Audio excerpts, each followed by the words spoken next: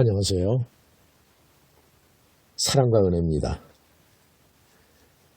오늘은 김삿갓 이야기를 전해드립니다. 집을 떠나 방랑 생활을 하다가 우연한 기회에 백낙촌이라는 마을에 들어서 억지로 서당 훈장을 맡고 있는 김삿갓. 그러나 방랑벽에 접어든 김삿갓에게 그곳 생활은 지루하기 짝이 없었습니다. 매일매일 지루하고 따분한 생활을 김삿갓은 계속하고 있는 것입니다. 그러던 어느 날 이 마을에 큰 일이 벌어졌습니다. 도둑이 발생한 것입니다. 그런데 어떤 사람의 파밭에 도둑이 들어서 밭에 심어놓은 파를 몽땅 파갔던 것입니다. 그의 파 흉작이 들어서 파값이 몹시 비쌌기 때문에 일어난 일이었습니다. 온갖 괴팍스러운 사람들이 모여 사는 곳이기는 하지만은 그동안 절도 사건은 단 한 번도 일어난 적이 없던 백낙촌이었는데 이런 사건이 발생하자 모두들 마을 사람들은 전전긍긍하고 있습니다. 이에 무봉 선생은 김삿갓을 찾아와서 어찌하면 좋겠느냐면서 자문을 구합니다. 그러자 김삿갓은 특유의 비상한 머리를 굴려서 이번 일을 해결하려 합니다. 그러면 김삿갓은 이 일을 어찌 해결하는 것일까요? 오늘의 이야기 이제 전해드립니다. 이윽고 석양물 앞에 서당으로 돌아오니 무봉은 무슨 급한 일이라도 생겼는지 몹시 초조한 빛을 보이며 다급하게 말한다. 선생은 어디를 갔다 오기에 사람을 눈알이 빠지도록 기다리게 하시오? 왜 그러시오? 나한테 무슨 볼 일이 있으십니까? 김삿갓은 왜 그러는가 싶어 서당으로 들어서며 물었다. 무봉은 벌떡 일어나더니 김삿갓의 손목을 끌고 밖으로 나오며 여기는 아이들이 있으니 약국으로 가십시다. 삿갓 선생과 조용히 상의할 일이 있어요. 이윽고 김삿갓은 약국에서 무봉과 단둘이 마주 앉았다. 조용히 상의할 일이란 도대체 무슨 일입니까? 무봉은 탄식을 해가면서 어젯밤에 우리 마을에 커다란 불상사가 있었어요. 나도 조금 전에 알았는데 우리 마을에서 이런 일이 있기는 이번이 처음이에요. 하고 밑도 끝도 없이 씹으려대는 것이었다. 마을에 불상사가 나다니요? 불상사란 도대체 어떤 일을 말한 겁니까? 과부가 밤도망이라도 갔다는 말씀인가요? 김삿갓은 일부러 너스레를 쳐보였다. 무봉은 손을 휘 내저으며 말한다. 과부가 밤도망을 갔다면 논팽이를 따라간 것이 분명한데 그게 무슨 불상사겠소? 그러면 처녀가 아기를 낳았다는 말씀인가요? 예, 여보시오. 그런 농담을 하고 있을 때가 아니에요. 이런 불상사를 어떻게 처리해야 향약계의 차수로서 나의 권위가 설는지 삿갓 선생의 지혜를 빌리고 싶어서 아까부터 선생을 눈알이 빠지도록 기다리고 있는 거예요. 무봉 선생은 아까부터 불상사라는 말만 연발하고 계시는데 대관절 그 불상사란 어떤 일을 말씀하시는 것입니까? 사건의 내용을 알아야만 조언을 해드릴 수 있는 것이 아닙니까? 무봉은 그제야 자신의 실수를 깨닫고 손으로 머리를 두드리면서 어차 내가 아직 불상사의 내용을 말하지 않았던가? 내가 까마귀를 먹었나? 이쯤에는 정신이 왜 이렇게도 없지? 실상인즉 어젯밤 백낙촌 마을에 도난 사건이 있었어요. 우리 마을은 지상낙원이기 때문에 지금까지 도난 사건 같은 것은 한 건도 없었는데 어젯밤에 도난 사건이 처음으로 발생했으니 이런 불상사가 어디 있겠냔 말이요. 백낙촌에 도난 사건이 있었다고요? 도대체 누가 네 집 물건을 훔쳐갔다는 겁니까? 물건을 훔쳐간 것이 아니라 밤사이에 누가 포천 노판의 파밭에서 파를 몽땅 캐어갔다는 거예요.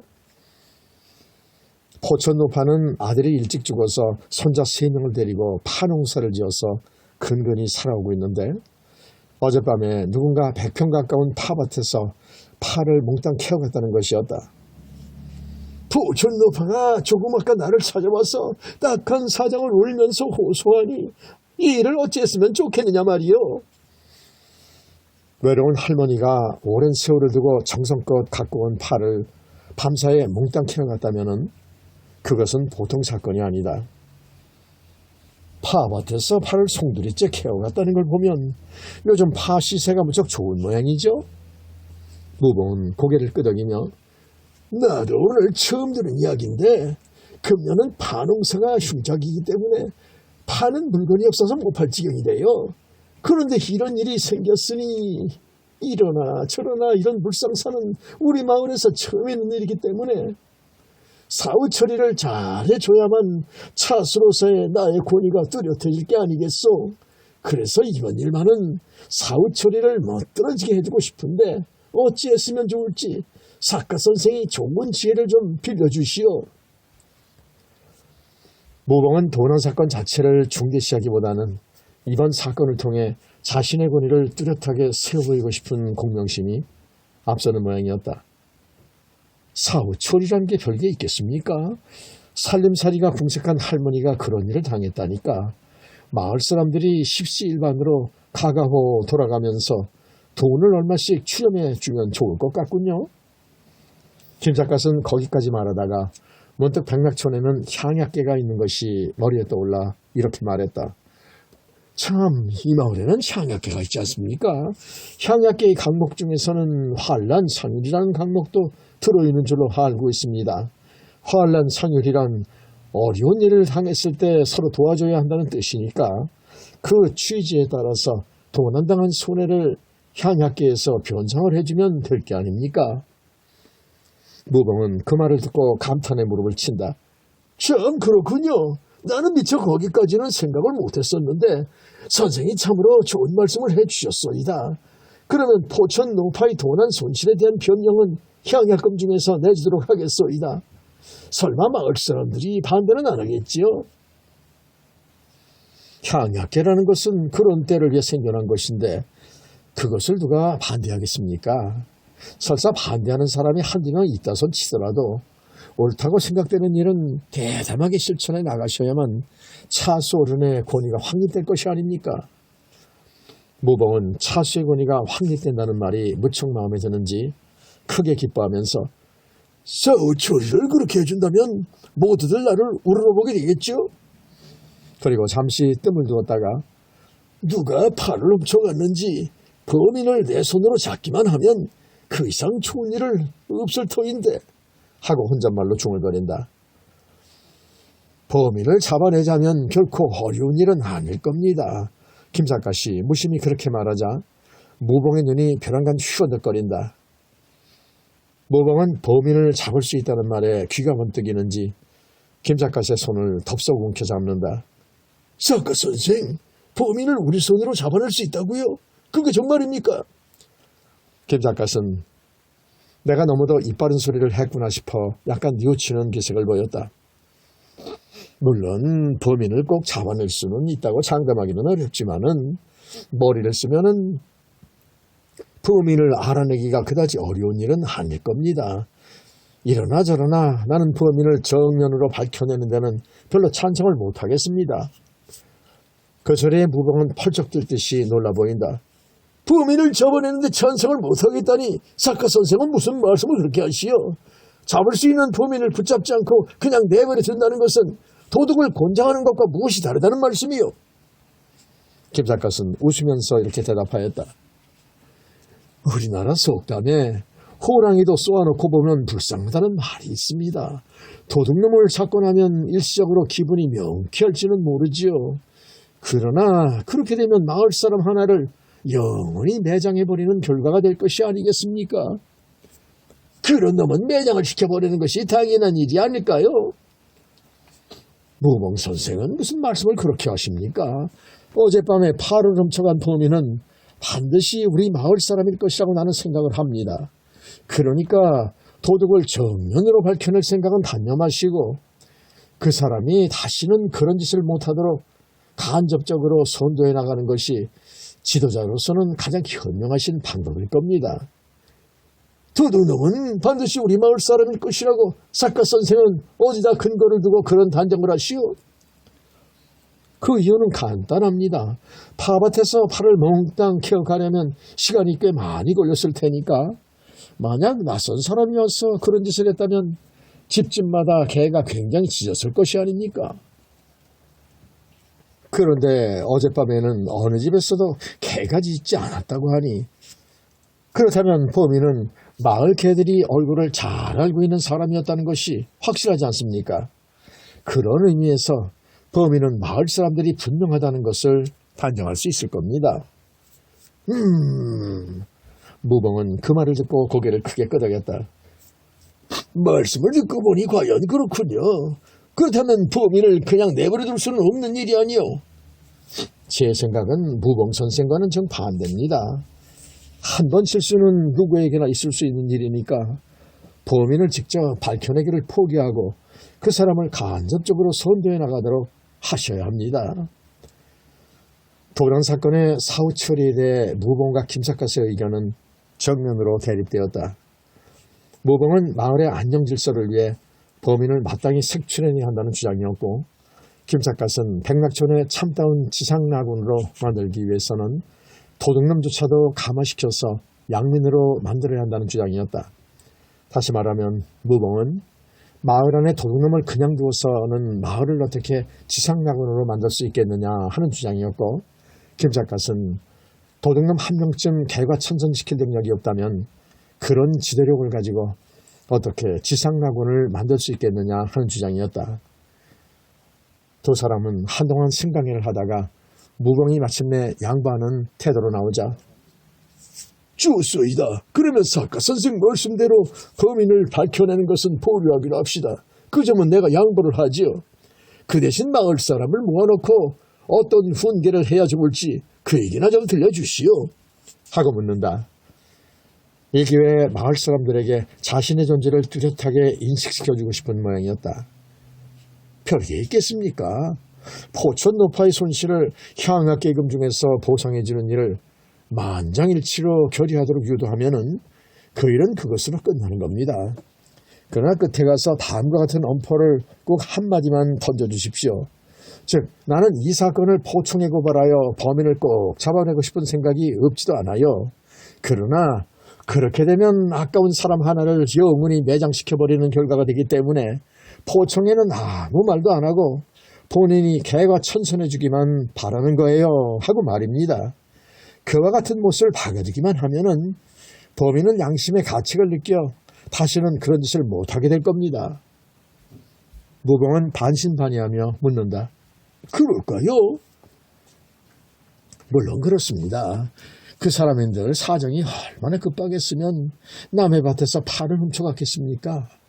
그러나 양심이라는 것이 있으므로 무봉 선생께서 그와 같은 못을 박아두기만 하시면은 범인은 도둑질을 다시는 안 할 겁니다. 선생 말씀대로만 된다면 얼마나 좋겠소이까. 그러나 도둑놈이 선생 말씀처럼 쉽게 회개를 해줄까요? 도둑놈의 종류가 따로 있는 것이 아닙니다. 목구멍이 포도청이라는 말이 있지 않습니까? 나 자신도 사흘쯤 굶으면 도둑놈이 안 될 수가 없을 겁니다. 그러니까 범인을 색출하여 매장시켜버릴 생각은 아예 하지 마시고 최후까지 선도해 나가는 방법을 택해야 합니다. 선생 말씀을 들어보면 그렇기는 하오마는.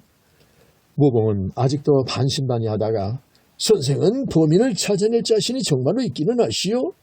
하고 묻는다. 김삿갓은 웃으면서 대답한다. 아까도 말씀을 드렸지만 범인은 반드시 우리 마을 사람인 것이 분명합니다. 만약 나의 추측에 틀림이 없다면 범인을 찾아내는 것은 식은 죽 먹기보다 쉬운 일입니다. 무봉은 그 말을 듣고 크게 놀라며 다시 키워 묻는다. 범인을 찾아내기가 식은 죽 먹기보다 쉽다뇨? 어떤 방법으로 찾아낸다는 말씀이요? 그러나 그 질문에 대해서만은 김삿갓은 고개를 좌우로 흔드는 것이다. 그 방법은 아직 말씀드리지 못하겠습니다. 무봉 선생한테 그 방법을 미리 말씀드렸다가는 무봉 선생이 범인을 찾아내서 매장시켜버리면 그야말로 큰일이니까 말입니다. 무봉선생 안 그렇습니까? 김 작가는 범인을 찾아내는 방법을 가르쳐주는 대신에 너토르스몰 웃어보였다. 무봉은 그럴수록 궁금증이 심해왔다. 작가 선생, 우리 사이에 이럴 수가 있어. 범인을 찾아내기가 쉬운 중 먹기보다 쉽다고 장담하면서 그 방법만은 말해주지 않으니 너무도 섭섭하오이다. 그 방법을 섣불리 말씀드렸다가 무봉 선생이 범인을 찾아내어 매장시켜버리면 어떡합니까? 그러니까 범인을 찾아내는 방법을 꼭 알고 싶으시다면은 사후 처리를 깨끗이 끝낸 뒤에 말씀드리려 하겠습니다. 지금 가르쳐주나 나중에 가르쳐주나 결국은 마찬가지 아니요. 무봉은 범인 알아내는 방법을 기어이 알아야만 마음이 개운할 것 같았다. 그러나 그 일에 대해서만은 김삿갓의 고집도 완강하였다. 무봉 선생이 마을 사람들을 모아놓고 사후 처리를 깨끗이 끝내기 전에는 절대로 말을 못하겠으니 그렇게 알아주십시오. 그러자 무봉은 얼굴에 분노의 빛이 충만해지며 정색으로 나무란다. 여보시오, 사카 선생. 사카 선생이 내게 이럴 수가 있단 말이오? 지금 가르쳐주나 나중에 가르쳐주나 결국은 마찬가지인데 뭐가 의심스러워 나중에 가르쳐주겠다는 말이오? 사카 선생이 그런 식으로 나오려거든 차라리 우리 두 사람은 오늘부터 의절을 해버리긴 합시다. 무봉이 진심으로 분개하며 엄포를 놓고 나오는 바람에 김삿갓은 입장이 매우 난처하였다. 우리가 그만한 일로 의절을 하다니요? 그게 무슨 말씀입니까? 사카 선생은 범인을 색출해낼 방법을 환히 알고 있다면서도 나라는 사람을 믿을 수가 없어서 그 방법을 말해주지 못하겠다면 그것은 나의 인격을 근본적으로 무시하는 증거가 아니고 무엇이요? 나는 그런 모욕을 당하고서는 의절을 안 할 수가 없는 일이요.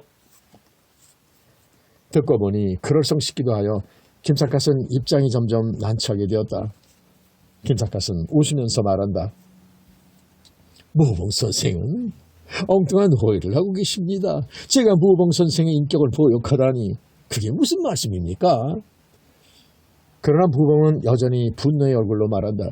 범인 찾아내는 방법을 훤히 알고 있으면서 나한테는 말해주려고 하지 않으니 그게 바로 나의 인격을 모욕하는 처세가 아니고 뭐란 말이오? 선생이 그렇게까지 나무라신다면 지금 당장 말씀드리도록 하겠습니다. 그러나 거기에는 조건이 하나 있습니다. 무슨 조건인지 어서 말해보시오. 범인 알아내는 방법을 제가 말씀드리더라도 무봉 선생은 범인을 찾아내 매장시켜버릴 생각은 하지 말아주셔야 합니다. 거기에 대한 확답을 듣기 전에는 그 방법을 말씀드리지 못하겠습니다.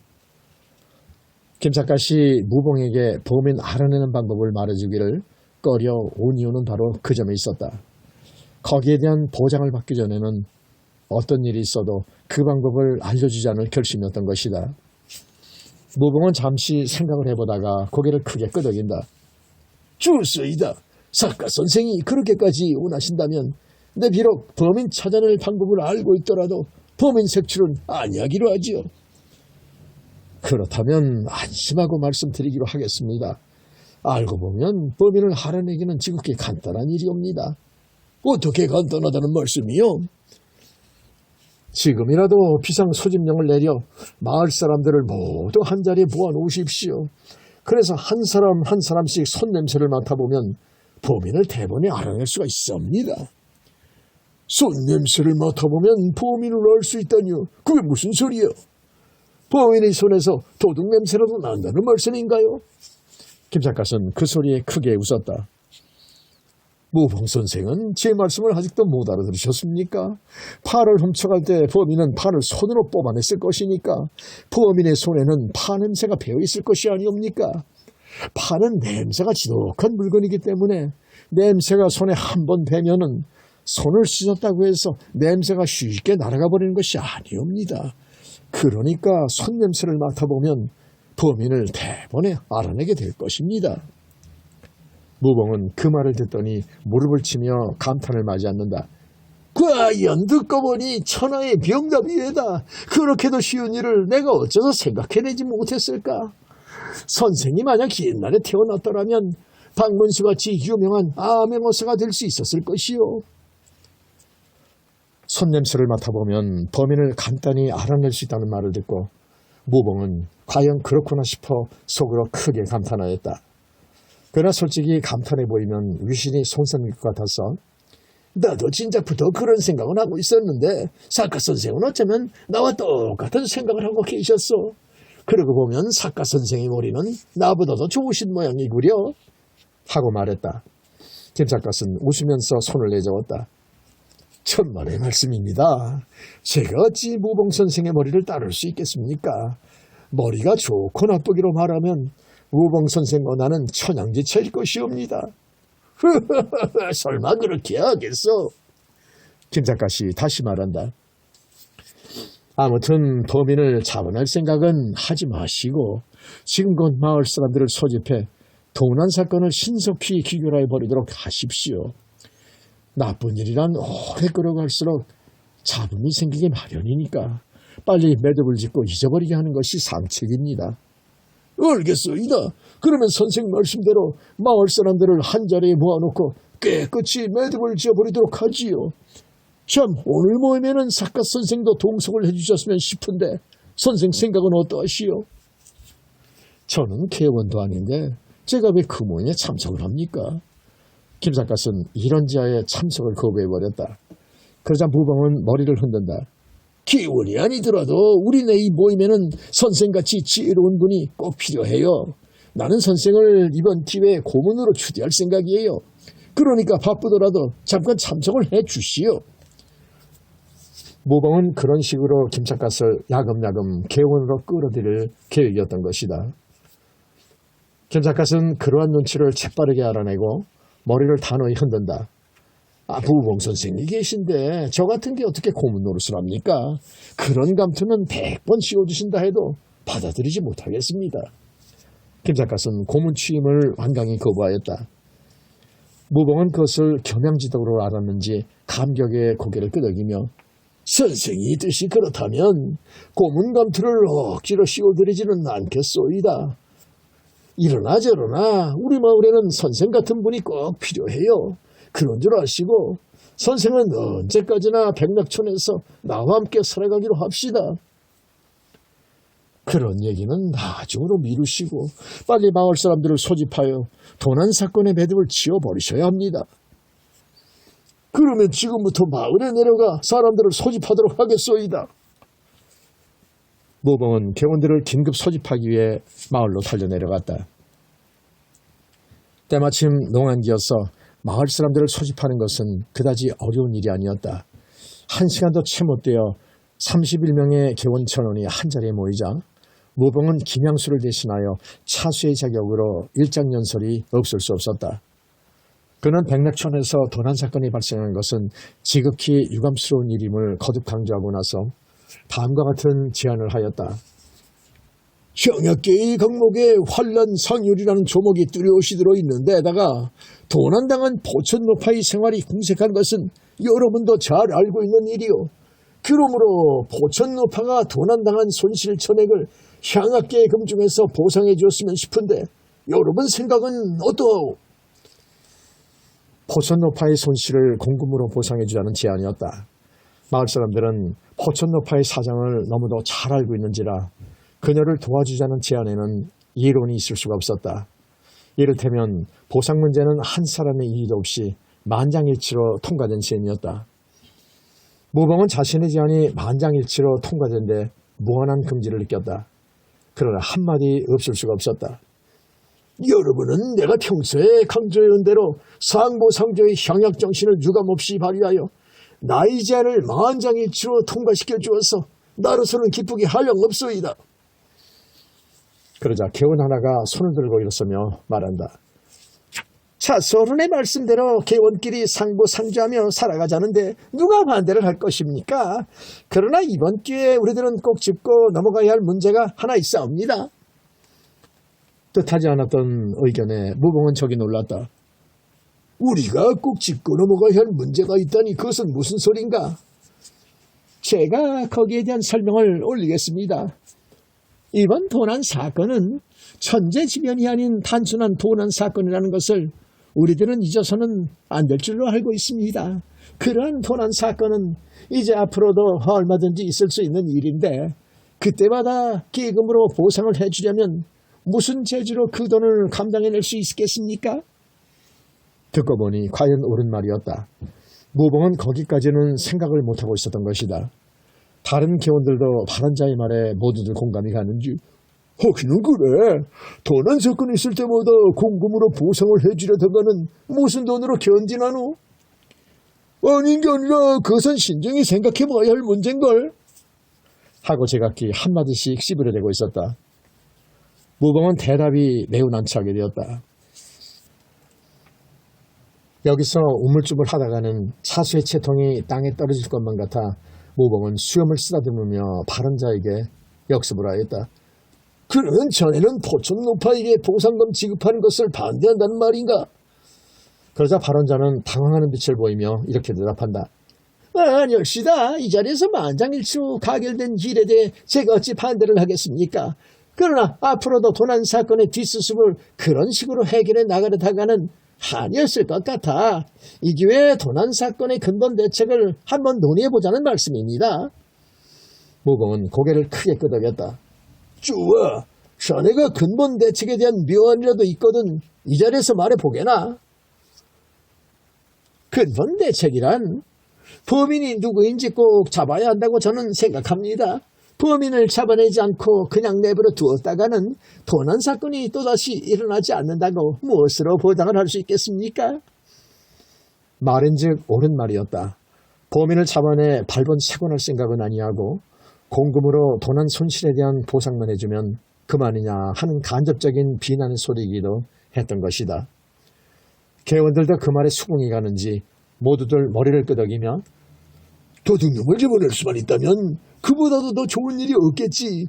그러나 도둑놈이 누구인지 모르는데 무슨 재주로 범인을 잡아내는고? 하고 저희들끼리 수군거린다.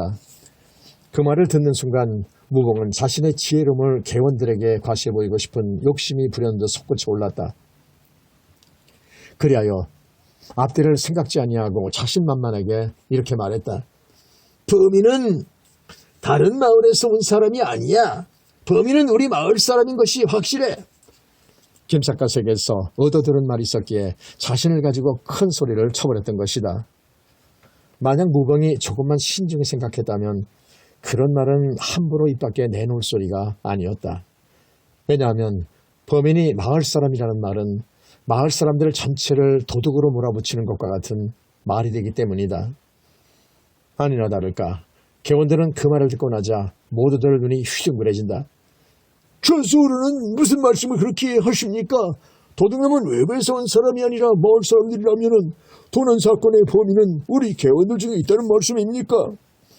개원들은 그렇게 반문하며 저마다 한결같이 얼굴이 심각해진다. 모두가 도둑의 누명을 쓰게 된 판이므로 얼굴이 심각해질 것은 너무도 당연한 일이었다. 무봉은 반환의 분위기가 벼랑간 심상치 않게 돌아가는 것을 보자 내가 안 할 말을 했구나 하고 뉘우치는 마음이 없지 않았다. 그러나 이제 와서는 차수의 채통을 생각해서라도 취소해버릴 수는 없기에 물론이지. 범인은 틀림없이 우리 마을 사람들 중에 있어요. 하고 분명하게 잘라 말하였다. 범인은 우리 마을 사람임을 무봉이 다시 한번 확인하고 나자 개원들은 벌집을 쑤신 듯 벼랑간 소란해지기 시작했다. 그럴 수밖에 없는 것이 마을 사람들은 모두가 도둑의 누명을 뒤집어쓰게 되었기 때문이었다. 그리하여 저희들끼리 내가 도둑놈이니 내가 도둑놈이니 하고 한바탕 떠들어대다가 개원하다가 손을 들고 일어서더니 무봉에게 다음과 같은 질문을 들이대는 것이었다. 샤스 어른께서는 조금 전에 매우 중대한 발언을 하셨습니다. 범인은 분명히 우리 마을 사람들 중에 있다고 말씀하셨는데 그 말씀은 어디다 근거를 두고 하신 말씀입니까? 무봉은 좌중의 분위기가 점점 사나우는 것을 깨닫고 또 한 번 실언을 뉘우치는 마음이 절실하였다. 그러나 이제 와서는 한 번 뱉어놓은 말을 다시 주워 담을 수는 없는 일이 아닌가. 나는 자네들 모두에게 도둑의 누명을 뒤집어 씌우려고 그런 말을 한 것은 아니야. 그러나 범인이 우리 마을 사람인 것만 확실해. 그런 줄 알고 그 이상은 아무 말도 묻지 말아주기를 바라네. 무봉은 그 얘기는 그 정도로 휘갑을 쳐버리고 싶었다. 그러나 도둑의 누명을 쓰게 된 마을 사람들은 그와 같이 중대한 문제를 얼음얼음 넘겨버릴 수는 없었다. 소설은 우리들 전체의 명예에 관계되는 중대사를 어떻게 구렁이 담 넘어가듯 얼음얼음 넘겨버리라는 말씀입니까? 그것은 말도 안 되는 말씀입니다. 그래서 어찌된 말인가? 차수어른께서는 어디다 근거를 두고 범인이 우리 마을 사람이라고 단정하시는지 그 점을 꼭 밝혀주셔야 합니다. 개원들의 추궁은 매우 심각하였다. 무봉은 그럴수록 자신의 권위를 보여주고 싶은 충동이 절실하여 마침내 이렇게 말했다. 범인이 우리 마을 사람이면 자네들도 조금만 생각해보면 알 수 있는 일이야. 그런 쉬운 문제를 가지고 왜 나에게 일일이 따지려고 드는가? 개원들은 무봉의 말에 얼른 이해가 가지 않는지 저희들끼리 얼굴을 마주보며 한동안 쑥덕거리다가 다시 말한다. 저희들은 머리가 하둔하여 차서른의 말씀을 이해할 수가 없사옵니다. 누구나가 다 알아들을 수 있도록 좀 더 쉽게 말씀해 주십시오. 무봉은 우쭐하는 마음에서 다음과 같이 설명해 주었다. 이 사람들아, 자네들은 왜 머리가 그렇게도 우둔한가? 어젯밤 범인이 발을 훔쳐갈 때 마을에 개들이 저는 짖지를 않았다고 하지 않았는가? 개가 범인을 보고도 짖지를 않았다는 것은 개들이 범인의 얼굴을 잘 알고 있기 때문이 아니고 무엇이겠는가? 그렇다면 범인은 마을 사람임이 분명하지 않은가? 무봉은 김삿갓에게서 얻어들은 말을 자기가 생각하는 것처럼 내세웠다. 마을 사람들은 무봉의 말을 듣고 나서 모두들 감탄을 마지 않았다. 개가 범인을 보고도 짖지 않았다면 개가 범인의 얼굴을 잘 알고 있는 증거가 분명하기 때문이었다. 과연 철수어른은 사물을 관찰하는 판단력이 보통이 아닌데? 그렇다면 범인은 우리들 중에 누구라는 것이 더욱 분명하지 않는가? 개원들 중에는 무봉의 관찰력에 탄복하는 사람들도 적지 않았다. 무봉은 속으로 우쭐하는 마음이 생겨서 이 사람들아, 그만한 관찰력도 없이 이렇게 시도자 노릇을 할 수 있겠는가? 하고 다시 한번 큰 소리를 쳐보았다. 모든 문제는 그것으로 끝나리라고 무봉은 생각하고 있었던 것이다. 그러나 마을 사람들의 생각은 그렇지가 않았다. 개원 하나가 손을 들어 벌떡 일어서더니 이렇게 항의를 해오는 것이었다. 지금 차서른의 말씀을 들어보니 범인은 우리 마을 사람이라는 것이 저희들도 수긍이 갑니다. 그러고 보니 문제는 점점 중대하게 되었습니다. 이 사람아, 범인이 우리 마을 사람이라는 것만 알았으면 그만이지 그 이상 무슨 문제가 중대하다는 말인가? 아니올시다. 이미 범인이 우리 마을 사람임을 말씀해 주신 이상 그 사람이 누구라는 것까지도 밝혀주셔야 합니다. 그렇지 않으면 저희들 전부가 도둑놈이 되어버리기 때문입니다. 게다가 범인이 누구라는 것을 밝혀내는 것은 차수어른의 의무라고도 생각됩니다. 은근히 압력을 가해오기까지 했다. 무봉은 책임을 강요하는 바람에 어안이 벙벙해왔다. 범인을 기필코 알아내자면 결코 불가능한 일은 아니다. 김삿갓의 말대로 마을 사람들의 손냄새를 맡아보면 범인을 쉽게 알아낼 자신은 있었다. 그러나 범인을 절대로 밝혀내지 않겠노라고 김삿갓과 철석 같은 약속을 하지 않았던가. 그러게 무봉은 짐짓 웃음을 웃어 보이며 이렇게 둘러댔다. 이 사람들아, 범인이 우리 마을 사람인 것만 알았으면 그만이지 그 이상 무엇을 밝혀내자는 말인가. 한 번 실수는 누구에게나 있을 수 있는 일이야. 만약 범인이 누구라는 것을 뚜렷하게 밝혀내면 그 사람의 체면이 뭐가 되겠는가? 그러니까 이 문제는 이 정도에서 뚜껑을 덮어두는 것이 상책일 걸세. 그래야만 범인은 다시는 그런 짓을 안 할 것이 아니겠는가? 무봉은 지도자로서의 금도를 보여주기 위해 도도하게 설득작전을 펴나가기로 한 것이었다. 그러나 마을 사람들은 무봉의 이론에 수긍하려고 하지 않았다. 한 사람의 범인을 관대하게 보아주기 위해 마을 사람 전체가 도둑의 누명을 쓰고 살아갈 수는 없는 일이옵니다. 그러므로 누가 무슨 소리를 하든 간에 범인만은 분명히 밝혀내야 합니다. 도둑이 누구인가를 밝혀내자는 마을 사람들의 주장은 너무도 당연한 이론이었다. 범인이 마을 사람인 것은 알고 있으면서도 정작 범인을 밝혀내지 않으면 모든 사람들이 도둑의 혐의를 받으며 살아갈 것이니 그처럼 불쾌한 일이 어디 있을 것인가. 무봉은 개원들의 그러한 심정을 알고 웃으면서 이렇게 말했다. 자네들의 심정은 나도 충분히 이해는 하겠네. 그러나 자네들의 주장대로 범인을 밝혀놓고 보면은 그 사람의 입장이 얼마나 거북할 것인가 말일세. 호랑이도 쏘놓고 보면 불쌍하게 여겨지는 법이야. 범인이 누구라는 것을 밝혀내면 그 사람은 영원히 매장을 당하게 되는 것이야. 그러니까 한 번쯤의 과실은 너그럽게 보아주는 뜻에서 범인을 굳이 밝혀내지 않는 편이 상책이라고 나는 생각하네. 그래야만 범인도 개과천선에 우리 마을이 명실상부한 지상 낙원을 이룰 수 있는 게 아니겠는가. 무봉은 김삿갓과의 약속을 지키기 위해서 마을 사람들을 열심히 설득하고 물었다. 그러나 마을 사람들은 무봉의 설득을 용납하려고 하지 않았다. 자서른께서도 알고 계시는 바와 같이 우리들은 모두가 나쁜 짓만 해먹다가 지금 개과천선하여 지상낙원을 이루어보려고 모여온 사람들이옵니다. 그러기에 오늘날까지 우리 마을만은 도난 사건이 한 건도 없었습니다. 그런데 개과천선했다는 사람들 중에 범인이 있다고 하니 그런 사람을 그냥 두고서야 어떻게 지상낙원을 이룰 수 있겠습니까? 그러므로 우리들은 어떤 일이 있어도 범인만은 밝혀내야 한다고 생각합니다. 누군가가 그렇게 역설하고 나서자 다른 개원들도 모두들 입을 모아서 옳소! 그 말이 옳소! 하고 떠들어대는 것이 아닌가. 개원의 말을 듣고 보니 그도 그럴성 싶어 무봉은 입장이 점점 난처해 왔다. 그렇다고 김삿갓과의 철석 같은 약속을 배반해버릴 수는 없는 일이 아닌가. 무봉은 생각도 못해 이렇게 엄포를 놓았다. 이미 말한 바와 같이 범인이 우리 마을 사람인 것만은 틀림이 없어요. 그러나 범인이 누구라는 것을 알아내기는 결코 쉬운 일이 아니야. 그래서 이 얘기는 이 정도로 덮어두자고 하는데 자네들은 왜들 그렇게도 말이 많은가? 그 정도로 욱박질러 놓으면 무난히 수습될 줄 알았다. 그러나 마을 사람들의 태도는 그럴수록 반발이 심했다. 자서른은 무슨 그런 말씀을 하고 계시옵니까? 범인을 알아낼 자신이 없다면 애당초 범인은 우리 마을 사람이라는 말부터 하지 마실 일이지. 마을 사람 전체에게 도둑의 누명을 씌워놓고 이제 와서 범인을 알아낼 방도가 없다면 그런 무책임한 말씀이 어디 있사옵니까? 무봉은 자꾸만 궁지로 몰려들어가고 있었다. 냉정히 따지고 보면 개월들의 말에는 추호도 틀림이 없었다.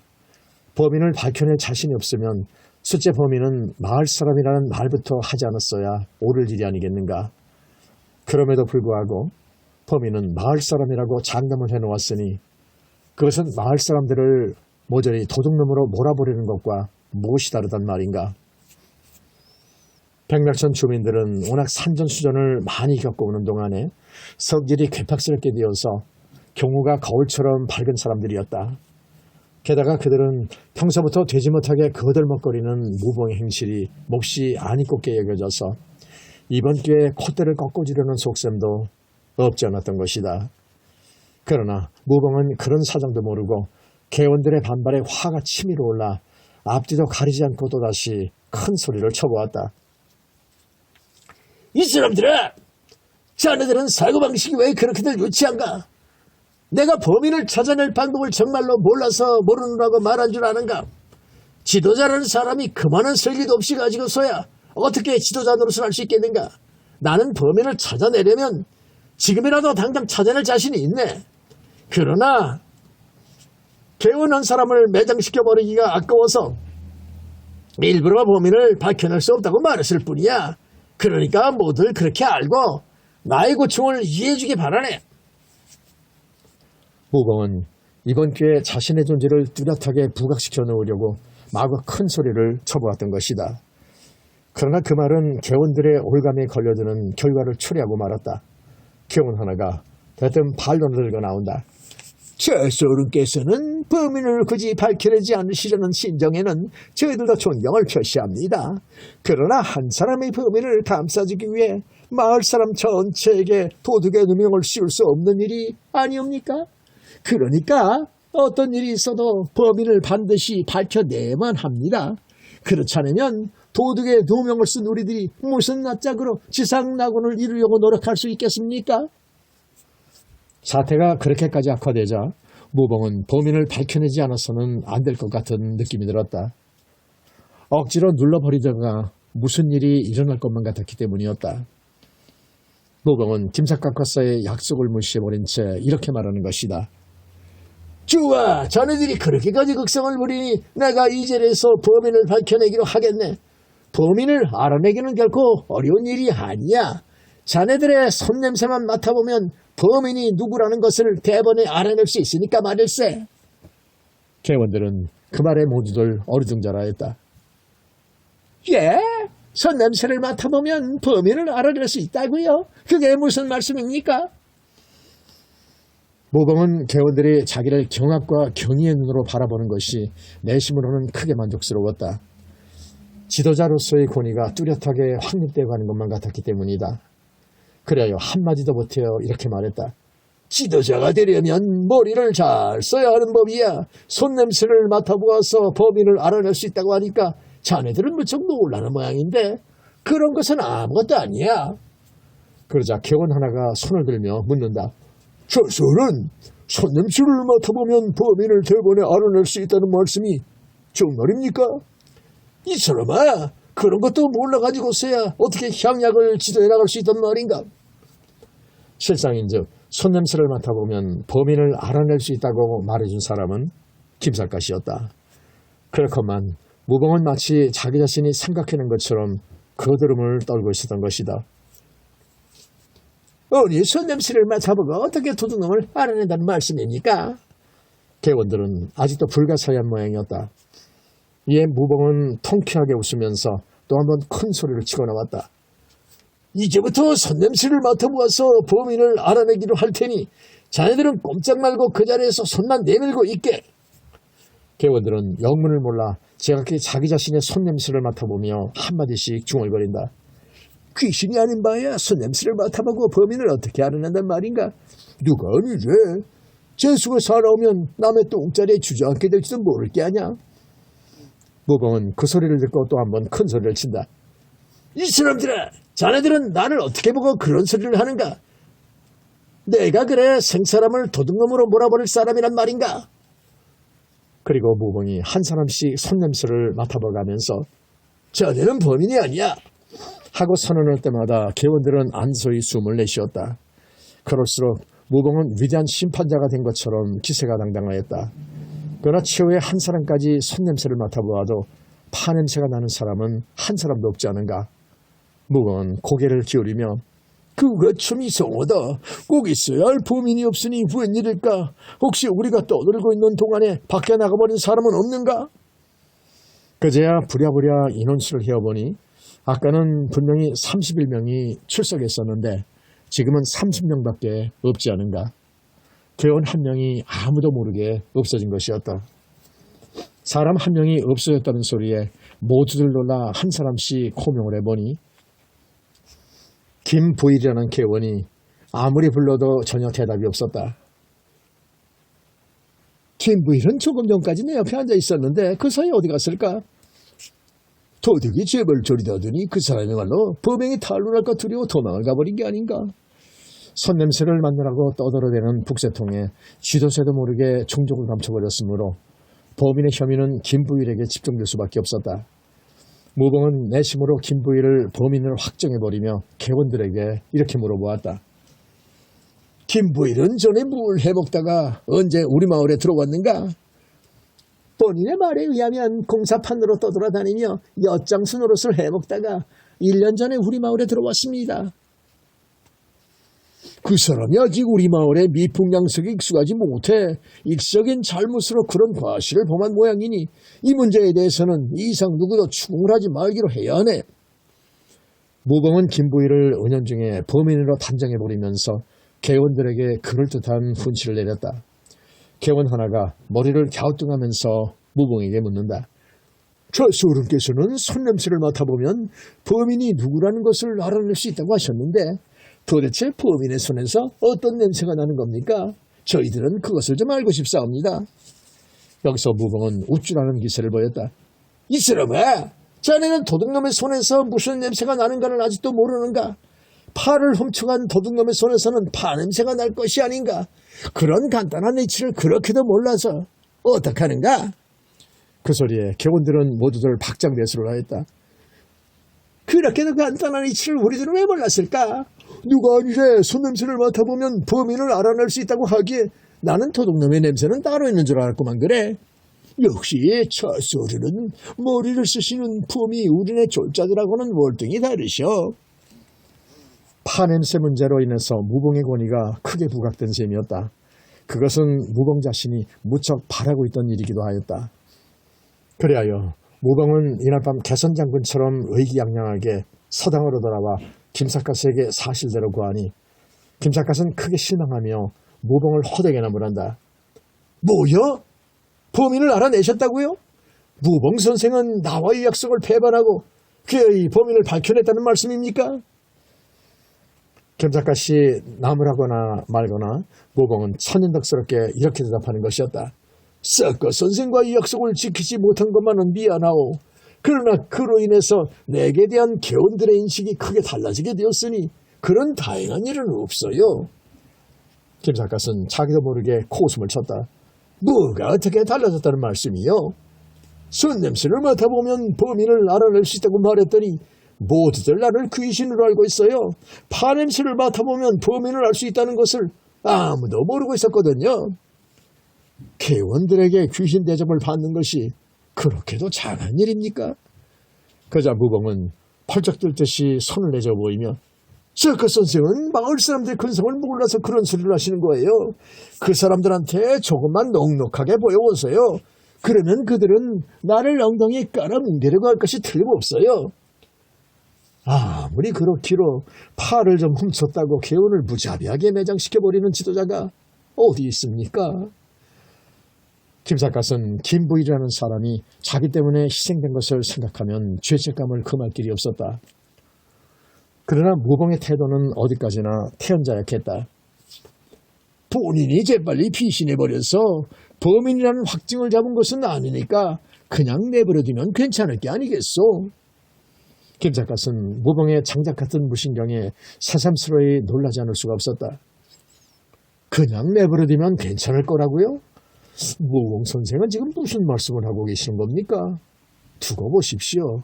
오늘의 일로 백낙천에서 김부일의 얼굴을 다시 만나기는 어려울 겁니다. 김부일의 얼굴을 다시 만나기 어렵다니요? 그게 무슨 말씀이요? 김부일은 지금쯤 멋대로 도망을 가버렸을 것이고 그의 가족들도 며칠 후에는 온다 간다 소리 없이 밤도망을 가고 말 것이라는 말입니다. 설마 그렇게 하겠소? 두고 보면 아시겠지만 반드시 그렇게 될 것입니다. 김삿갓은 그 이상 아무 말도 하고 싶지 않아 무봉을 억지로 자기 집으로 쫓아보내버렸다. 그런데 며칠 후에 알고 보니 과연 김삿갓의 예언대로 김부일은 그날 밤으로 영영 종족을 감춰버렸고 그의 가족들도 사흘 후에는 밤도망을 가고 말았던 것이다.